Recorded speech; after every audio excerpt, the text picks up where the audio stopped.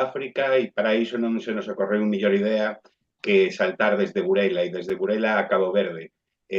Para levar esa entrevista temos con nos a Lucía Oca, ela é antropóloga pola Universidade de Santiago, profesora da Universidade de Santiago e doutora.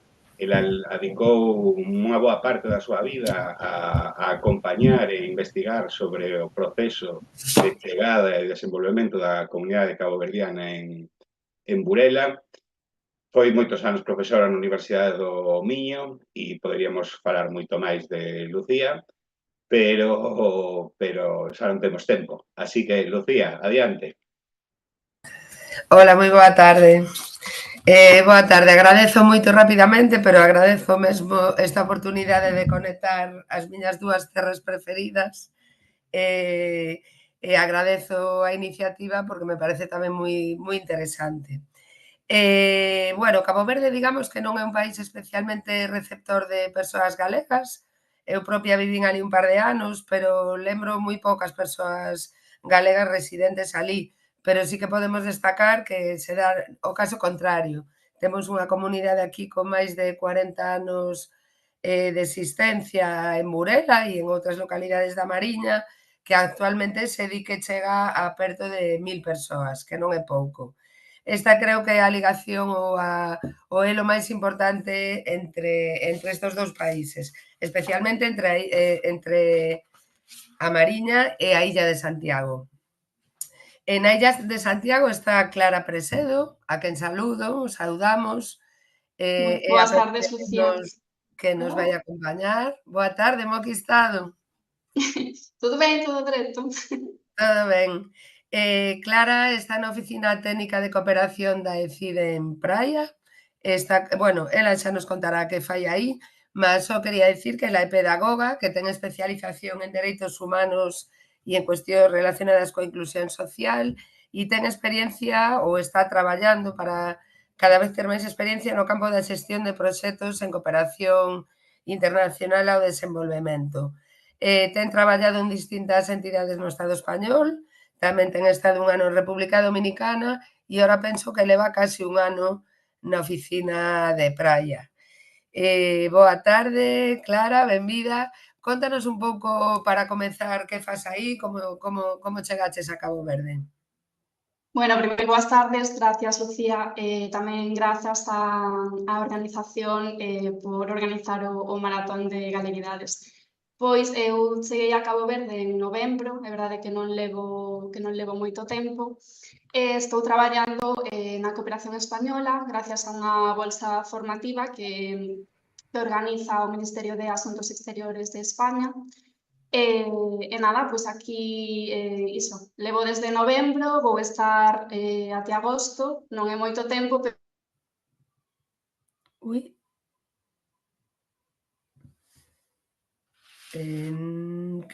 Creo que se conxelou ou son... Sí.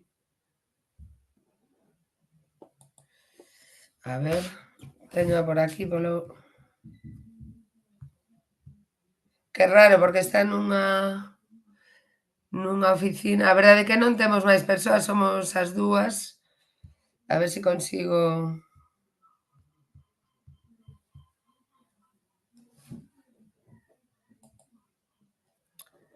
Non sei. Que facemos, Dani? Pois fálalle polo chat, eu creo que o mellor que pode facer é pechar a sesión e voltar a entrar. E, mentres tanto, tamén che podo preguntar a ti por Cabo Verde. Pois pregúntame o que queiras. Os cadros xa están... Sí, polo de... Está? Non, creo que fixo o de saír para ver si entrando... Vale. Pode... A mí non me está respondendo agora. Que cando foi a primeira vez que estiveches en Cabo Verde? A primeira vez foi en agosto do 2000. Caramba. Vin cambiar ese país bastante, a verdade, diría. Pois si tanto, Cabo Verde é un dos países onde Galicia concentra non un grande número de galegos vivindo, pero si moitos vínculos diferentes, non? Porque ten tanto vínculos económicos no sector turístico e pesqueiro, tamén moito peso da cooperación internacional galega, que co pequena que é, pois concentrou esforzos en Cabo Verde. De feito, a nivel institucional, ata temos un Memorandum of Understanding de Galicia con Cabo Verde. Voulle dar paso a Clara, a ver se agora vai ben, e se non, desenvolvemos isto un pouco. Vale.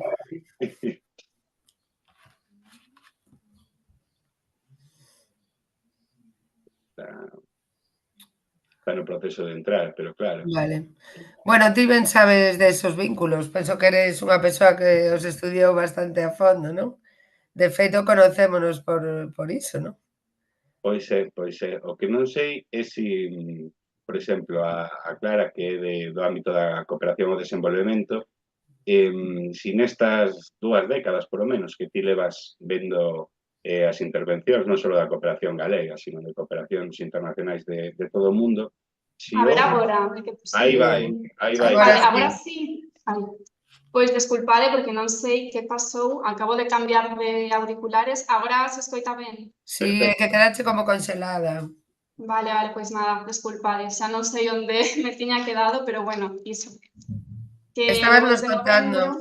novembro estou colaborando na cooperación española gracias a unha bolsa formativa do Ministerio de Asuntos Exteriores e Cooperación de España. Entón, vou estar en total, son 9 meses, até agosto, pero bueno, é suficiente para coñecer un pouco a realidade do país.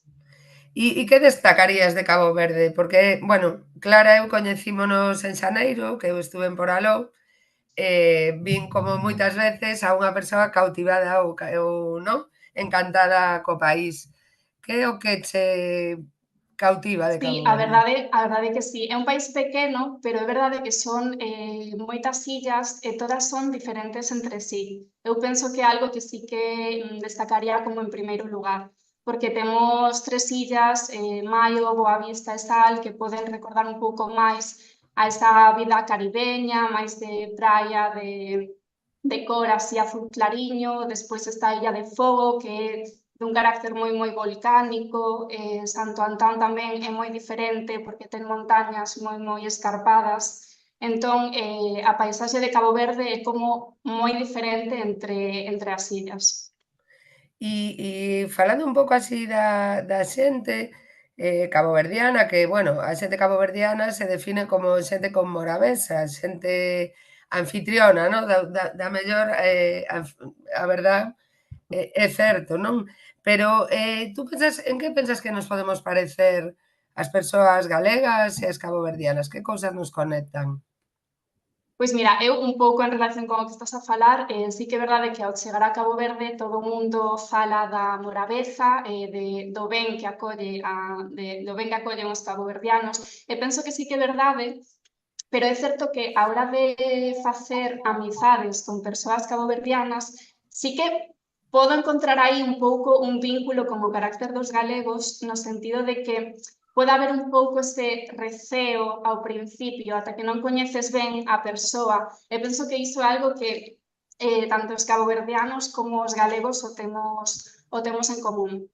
E despois, outro elemento que penso que tamén vincula moito Galicia e Cabo Verde é o feito de que os dous comparten totalmente un pasado histórico de emigración, non? Para min é moi forte pensar que do 1,5 millón que ten Cabo Verde, 2/3 están fora, están en outros países, non?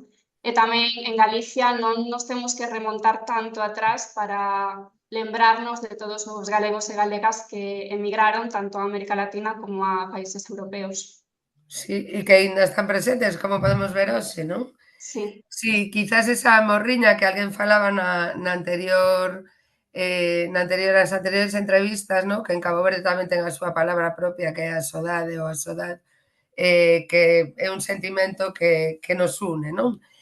Entrando un poquinho no teu traballo, porque como vamos así como con moita presa, con moito retraso, gustaríame que nos contases igual, ao non haber moito que falar da galeguidade en Cabo Verde, non? Mais alá de poucas persoas, que nos fales un poquinho do teu traballo e un pouco tamén nesta perspectiva dos dereitos humanos que se está manexando nas diversas entrevistas, que nos contes un pouquiño que se está a facer en Cabo Verde. Pensas que é un país que os dereitos humanos ocupan espazo na axenda, que existe igual tanto por parte das institucións, da sociedade civil, movimentos e en que campos, non?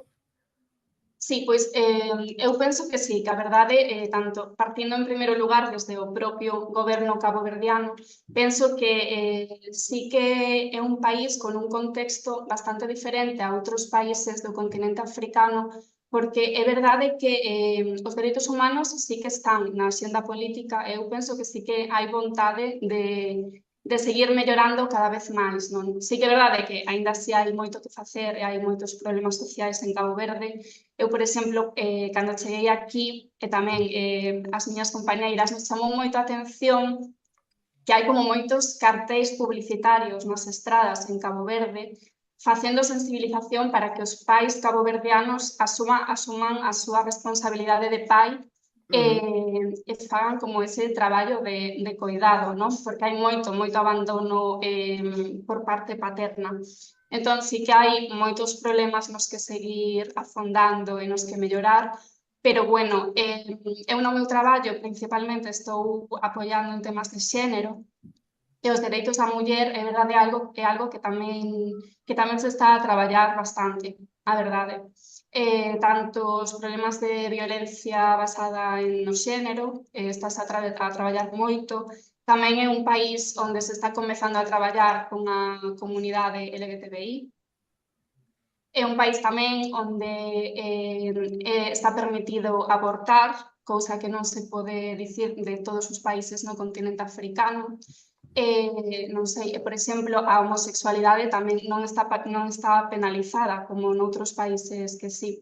Entón, bueno, sí que hai cousas que mellorar, pero un país relativamente tranquilo e sen conflictos sociais, así por dicir. Ben, é certo, eu pensando un pouco no que estás contando de agora e do que me preguntaba Dani antes desde cando coñezo o país, paréceme que, bueno, eu estuve traballando ali con un proxecto tamén da ECI, pero desde o lado NSES, e naquela altura, que era o goberno Zapatero, xusto antes da crise, o Estado español investiu moitísimos recursos, sobre todo na liña de xénero, a cooperación galega, bueno, por outros camiños. Non sei que se nos podes contar algo da presenza galega neste mundo da cooperación actualmente. Sí, é verdade que penso que tal vez perdeu un pouquiño de forza a cooperación galega nos últimos Ui, aínda así, sí que escoítase. sí, houve así como un Aínda así, socorro. sí que está presente. Por exemplo, penso que é relevante destacar que as 3 universidades galegas públicas están presentes no país a través de propias convocatorias de investigación da cooperación galega, como tamén a través da cooperación española con proxectos bilaterais. En concreto, a Universidade de Vigo está traballando temas de pesca e fomento da economía azul, da economía sustentável, e despois a Universidade de Santiago e tamén equipas de profesores e profesoras da Universidade de Coruña tamén están traballando temas como a aprendizaxe de servizo, tamén investigación etnográfica, por exemplo, das batucadeiras, que bueno, aquí, Lucía, tú podes falar máis, pero Sí, pero bueno, sí, as 3 universidades están involucradas na actualidade. onte me comentabas tamén que estuvemos falando un pouquiño que o 50% do persoal expatriado da ECI é galego. Algo curioso. Queres nos comentar un pouquiño por que crees que Sí, acontece isto? para min é algo tamén relevante porque é verdade que partindo de que a diáspora galega en Cabo Verde é moi pequena, porque somos, ao final, o que te comentaba, Lucía, que somos 4 gatos, somos 6, 7 persoas contadas no día de hoxe, pero sí que é verdade que destas persoas a maioría son persoal técnico expatriado de Cooperación para o Desenvolvemento. Son todas mulleres e representan, pois iso, un 50-60% do persoal técnico en Cabo Verde, de cooperación. Entón, eu penso que isto ao final vai ligado a que o galego ao final tamén pertence ao mundo lusófono e ao final abre portas, non? Nestes países onde a lingua principal é o portugués. Bueno, Claro, e iso, bueno, vamos a enlazar con unha pregunta sí. que onte falándonos nos daba un pouco a risa, porque, bueno, costúmase falar de Cabo Verde, sí, un país coa lingua oficial portuguesa, ademais como casi única, e hai un pequeno conflito legal, pero certo é que o portugués de Cabo Verde non che vou a preguntar se se entende, enténdese moi ben, como todos os portugueses africanos, pero cal é a realidade lingüística do país? Claro, é que aquí en Cabo Verde, por un lado, sí que temos a lingua portuguesa pois nos eidos máis formais, nos medios de comunicación, no traballo, pero despois a verdade é que no día a día, entre amigos, nas familias, a lingua de fala é o criolo.